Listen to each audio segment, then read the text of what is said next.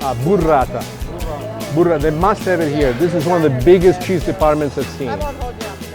But this particular dish is something that comes from the Sicilian tradition of what is commonly known as cucina povera.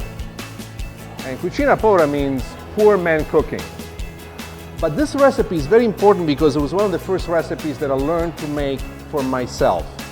I come from Palermo, Sicily, and the neighborhood that I grew up with was 8 blocks by 8 blocks. That was my world. That's all that I knew. On the way back home from school, my job was to stop at the grocer, at the meat man, and pick up the orders that my mom had placed already. I would then bring them to the house. All the ladies would be in the kitchen, and I would join everyone in the kitchen, and I would be granted permission to saute onions, which I thought, to me, was the coolest thing ever. My friends say, why do you hang out with the ladies? And I said, look, first and foremost, they gossip. That is awesome. I knew who was sleeping with who had cheated what. It was the coolest thing. Who needed People magazine? That was my life, People magazine. But the best thing was that we had all this different generation of women that were in there. It was my grandmother, my mom, my aunts, my cousins, and it was a really an interesting spec to see my family and the history of my family. Grazie. In Sicily, after the war, there was enormous poverty, and at one point, enormous amount of people took off.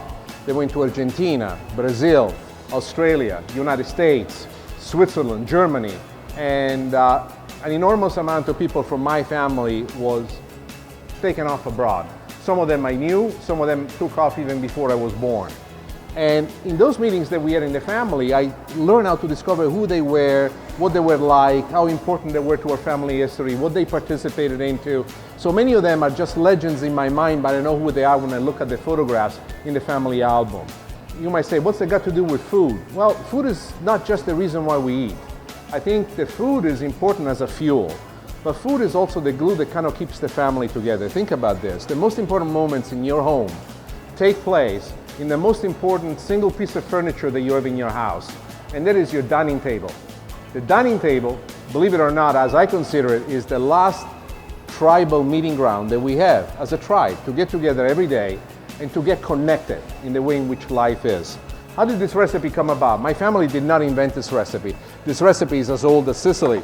But I remember writing to my mom when I came to America, saying, Mom, I love America, but there's only so many hamburgers and hot dogs that I can do.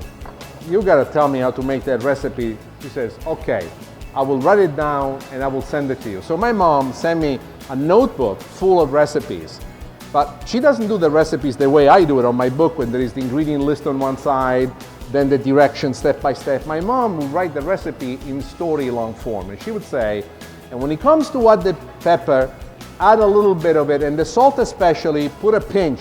But when I say a pinch, you got to think of my fingers, not Aunt Cicina. She is fat, she's got big fingers, and all the time she puts so much salt, nobody can eat at her house. That's why we don't go to her house. And she would write this long way. I remember I used to read those things, laughing myself to sleep at night, because through her voice, it was like I was there. So this recipe is one of the most important recipes from my background. I want to share it with you. Before I get cooking, I want to talk about the importance and how to handle one particular ingredient. These are raisins. Now you notice that I have this raisin sitting in hot water. Why? It's extremely important that this is done when you do this at home. The raisins by nature are called raisins because they're sun-dried and most of the water has gone out. So on their own, they taste fantastic, but if you want to add them to a pasta or anything, you need to rehydrate them in some form. So by putting it into hot water for about 20 minutes, they absorb the water again and they become soft to the chew, and they're able to incorporate themselves into the recipe. Now, let's get started because I want to show you how easy this is. The first thing that you want to use when you cook this recipe is to use the best oil that you can get. And the best oil is extra virgin olive oil. Think about the name for a moment. Extra virgin. Those Italians, we're good, huh? We come up with stuff we can't explain, but you go, wow, it's gotta be good. It's not just virgin, it's extra virgin. Wow. That's gotta be a miracle of some sort I never heard of. What is extra virgin olive oil? Just so that we're all clear about it. Extra virgin olive oil is the olive oil that basically goes through a simple cold press. It is pressed, maybe some centrifugal force is used to separate the bits from it, and then it's bottled immediately. There is no human interaction with it on mingling, mixing is just the highest degree of oil that you can get. Also, the extra virgin olive oil has a small weakness, and the weakness is that you cannot cook with super high heat because it will burn. Sauteing is one thing. If you wanted to deep fry something, you use extra virgin olive oil to deep fry. The problem is that what you're going to end up with is with burnt oil, and that would be a real big issue. So use extra virgin for sauteing, for dressing salad, for making dips. But every time you're roasting something, you're deep frying something, you don't want to use extra virgin, you want to use the opposite of extra virgin, which is extra light. And that is oil that's been heavily manipulated, it's been separated, so there's oil in its purest form that can take the highest degree. Now, the most important thing I want you to look at is garlic. See how big this garlic is? This is how I want you to cut the garlic when you add it to the olive oil. You may ask yourself why. How many of you add chopped garlic to the hot olive oil when you cook at home? Just a show of hands. And isn't it great? You add the chopped garlic immediately, you smell the great aroma of garlic that pervades the house. You know what that aroma is?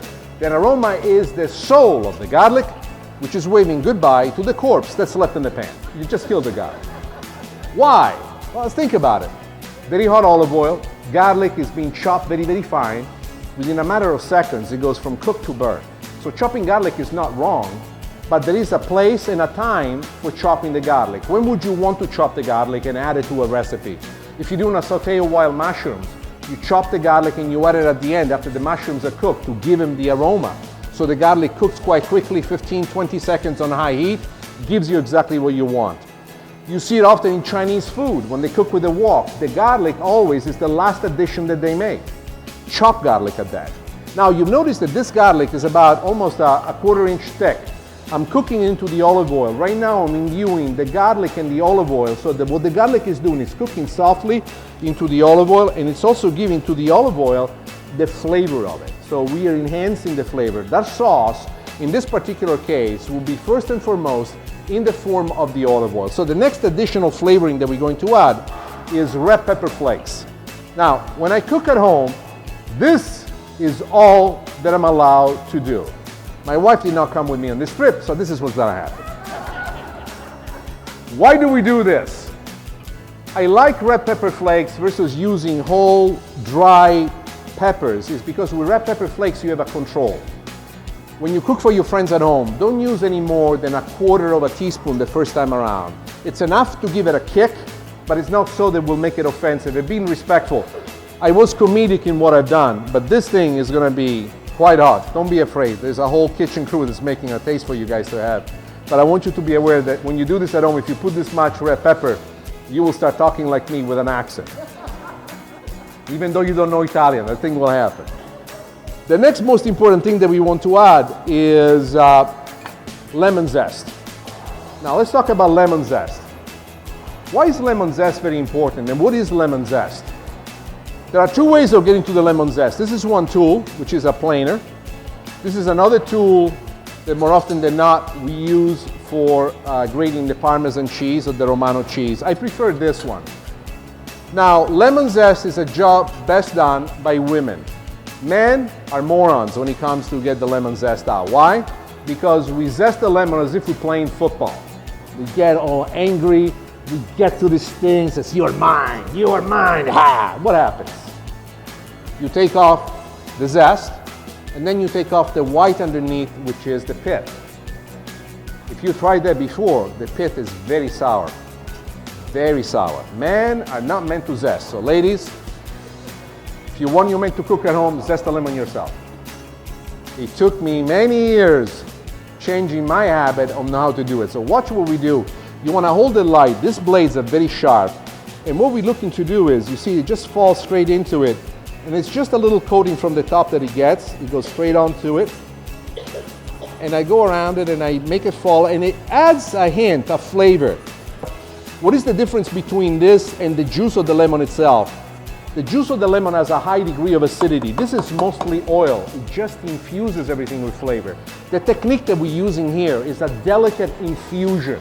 We're taking the olive oil, and by the time the olive oil is done with all the other ingredients, we take the olive oil to the other side. So what's the next thing that we're going to do? What we have in here are ingredients that I want to explain clearly ahead of time. We have chopped mint, chopped basil, and chopped parsley. They are fresh.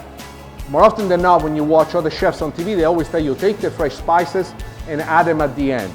In this case, you must do the reverse. You must add them at the beginning. Why? We want this thing to go into the sauce and give the flavor to the olive oil. So we go with the basil, parsley, and mint. When you put the mint, please be attentive. Put the exact amount of mint that I give you in the recipe. Why? Mint, in spite of the fact that it's such a delightful aroma, is the most aggressive fresh spice, both in terms of gardening as much as in terms of flavoring. How many of you have gardened, in your garden have planted mint before? Would you agree with me that it takes over completely? It's so difficult to keep it in check. A fact that I discovered by reading, as I was doing research on the background, many of the English gardens used to grow the mint in the walkways, so that you would walk and step on the mint and have this wonderful aroma coming as you would walk through. And if you want to try that at home, it's great, but be very aware of the fact that mint, not only in the garden, but even in the cooking that you do at home, if you're not attentive, will completely overtake you. So, as you can notice right now, I have this in a soft simmer. The garlic is cooking, the mint is cooking, the flavors are coming together. At this point, the next thing that we're going to do, we're going to add the pine nuts. Pine nuts are very expensive. In the old days, they were not. I remember me and my brother used to go in the woods, knock out the pine cones, take the pine nuts out. I used to play poker with this amongst friends. Pine nuts and chewing gum were a currency in those days. The reason why they are so expensive is because they're very difficult to farm. You do not see them in the store, but if you've seen pine nut in the wild, they're covered by a shell. And each of the shell has to be broken perfectly to be able to exude the pine nut out. So it's a very laborious process that goes into it. That's the explanation for it. What we have in here is an ingredient that when I add at the very end, but I want to take a moment to explain to you this ingredient. This is Sicilian style breadcrumbs. You can go on my website and get the recipe, do this at home, very simple to do with all bread, takes nothing. You can buy any of the breadcrumbs that they have here in the store from different companies, they're excellent quality. But what we have done with these breadcrumbs, before we use them, we have toasted them. Why? Raw breadcrumbs taste good. Toasted breadcrumbs pick up all the flavor and the aromas of the spices that are picked up with. But this, for as simple as a job as it is also a very difficult job because they go from toasted to burn within 3 to 5 seconds. The technique that I use at home, I take a pan like this, non-stick, I make it super, super hot. Once the pan is so hot that I cannot stand to have my hand on it for more than 5 seconds, I turn off the heat, I add the amount of breadcrumbs that I want to toast, and I shake it on the pan. The heat from underneath doesn't exist anymore because we turn it off. The pan now is the sole thing that's holding the heat. Being non-stick, you're able to flip it a few times. Within 3 minutes, you'll get the perfect toasting, pouring into a plate, into a bowl, and they will stop cooking right there. You're in control of what you do at that point. Now is the time for us to increase the heat a little bit and to put the raisins. Now be careful because the raisins still have some of the water, and if you are too much in a rush, the water, as soon as it touches that whole oil, will splash back. So I squeeze them attentive and I put them in here. By the way, this, as Sicilians, we call it sultanina. And it's the blonde raisins, which are even sweeter than the dark ones. If you have an opportunity to try it with this, I would favor it over the dark raisins. We're going to increase this a little bit. Now you notice that most of the sauce here is solely and exclusively olive oil. And one of the biggest misconceptions that Americans have is that olive oil is greasy, it's fatty. Look, it is fat, but look at me. It works wonders. Of all the grease that you could possibly have, it's the healthiest one. The Mediterranean diet is based on this, and beside me telling my funny jokes, there are millions of people that over generations have really enjoyed the health benefits of this. But in this particular case, something is happening to it. And the important thing that's happening to the oil is that with all these ingredients cooking on medium heat as they're cooking through the process, the oil is changing its personality. It's picking up all of these influences from these other ingredients, becoming a sauce on its own. And we want this sauce to stay with the pasta. And I will share with you in a few moments the trick on how to do that. The last ingredient that we have, and this is optional, this is pasta with pine nuts and raisins. If you add chopped tomatoes to the pine nuts and raisins, which have been peeled and seeded, you make what's known in Sicilian as pasta inchiumata. It's just one addition, but it takes it to the other side. So to show you how to do it, what we've done, we take in fresh tomatoes. You can also use canned San Marzano tomatoes. Chop them up, get rid of the seed, squeeze them dry as much as you can, and then you just add a little bit to give it an extra layer of flavor. So you can omit this if you don't like tomatoes. It's not mandatory to do so. Now, while we let this cooking just a little bit longer, let's take a quick look at the pasta. This pasta has been cooked already, but there's a trick. This is typical from the restaurant trade where I trained before I became a chef. One of the things that we do in the restaurants, we cook the pasta ahead of time, but we don't cook the pasta all the way through. This pasta is Da Vinci pasta, the finest pasta you can get. And I'm not saying this because they pay me handsomely, because they do. But I'm saying this because this is the only pasta that has my face on the bag. And this pasta is what I send to my relatives in Sicily. And I don't want them to make fun of me. This pasta is made in Italy. What I love about this pasta is a principle known as the glassatura. The glassatura is the first shedding of the pasta starch when you wash it. This one has a second shedding that allows for the sauce to thicken and flavor and stick to the pasta wonderfully well. Now in this case, the pasta, to be cooked properly, you need to cook it for about 11 minutes. We cook this pasta heavily al dente, which is about 8 minutes or so. We shock the pasta with cold water. Very important that you shock the pasta because even when you take the pasta out of the heat and you drain it, it's still very hot. If you were to put your fingers in there while the pasta is still, you burn your hands. So you want to shock it with cold water, stop the cooking right there and then.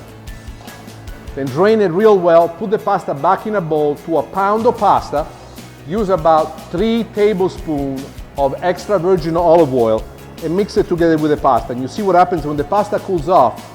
It doesn't stick. This is great because you can use now the pasta to cook it and finish it into your sauce.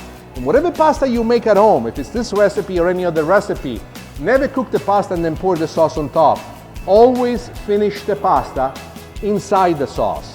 That way the pasta absorbs all the flavor. So now we have our sauce here ready. We take the pasta that's still somewhat undercooked and we finish it inside our sauce. So here we go with that. I'm going to increase the heat.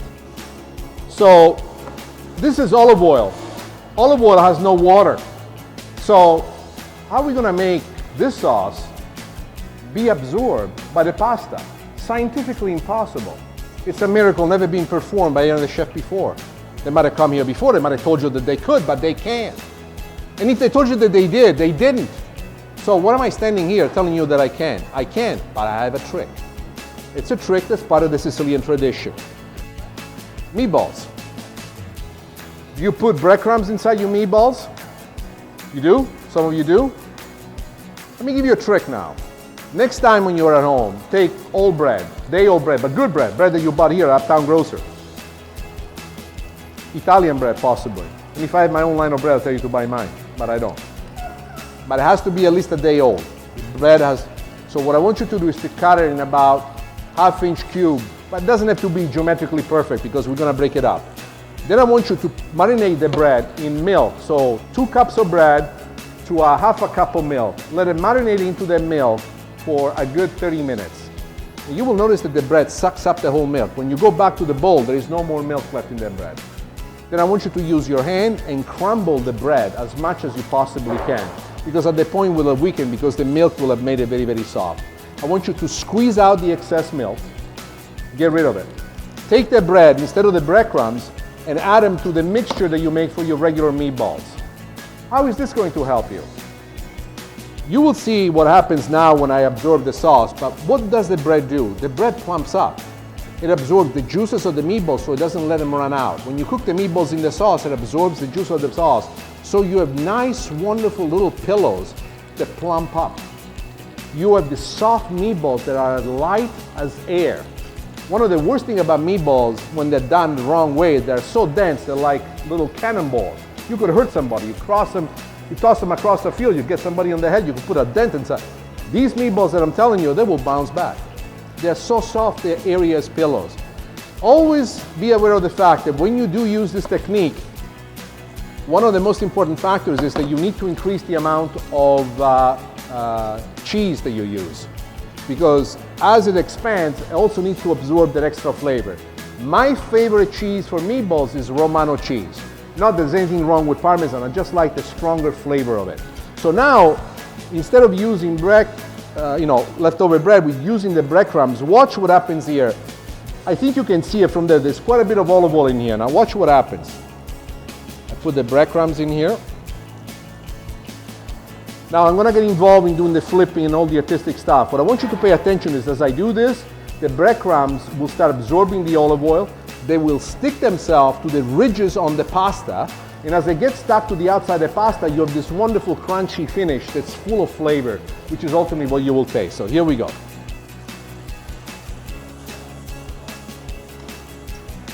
Do you remember how much oil there was there? You notice all this oil being completely absorbed? Now, the next thing that I want you to look at is me.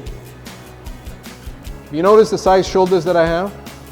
These biceps that are monstrous-like. As the former outside linebacker of my college team, to this very day, there's a poster of me in the locker room and the coach goes, "Don't ever play like this moron, he sucked." And that's me. Yet, I worked out all the time and I found out that football was a great thing, but it's not football that made me this way.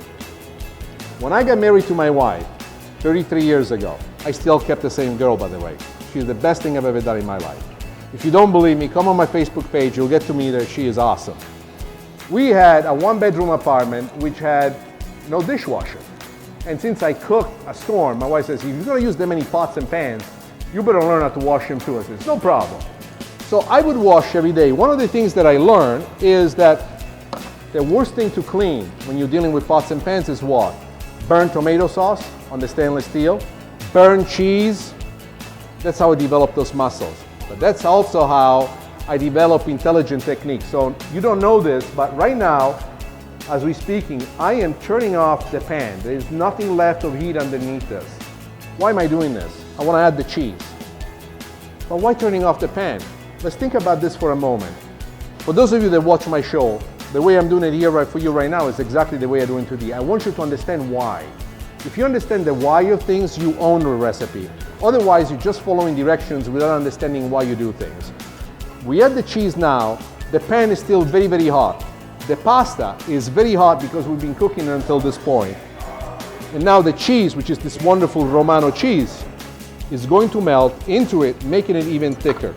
So let me come around because I want you to see this. I don't think we have a camera overhead. We have the flavors ready to bring out, the taste. Perfect. We're gonna also, but I want to show you all. Do you remember how much oil there was that you were seeing before? You see there's no oil left. This is the look that you want at home when you make it. This little breadcrumbs on the outside of the pasta is the crunchiness that I wanted you to see before. And whatever you use oil-based, this trick with the breadcrumbs is what really brings it home and what it allows. And also you can smell the aroma of the cheese coming out your way. Suddenly you ask yourself, why doesn't Stellino open a restaurant here in Oklahoma? You know what? I might.